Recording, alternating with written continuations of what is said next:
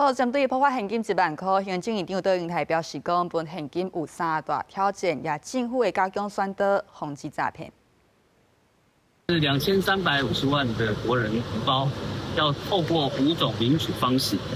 我们要确认整个个人的资料是正确无误的。那第二个，未来的7个月当中，也要让所有的全体国人或者绝大部分的国人能够领取完成之后，这个任务才算到最后真正的完成。第三个更重要的是，希望人民跟政府一起来防堵所有诈骗集团的不法诈骗。唯有相信、确认政府的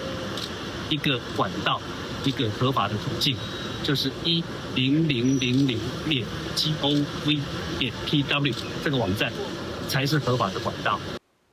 行政院昨暝公布破发现金详细时间甲方式，行政院长倒英台表示，上惊就是出现诈骗，提醒民众要尽早甲官方网站任何名。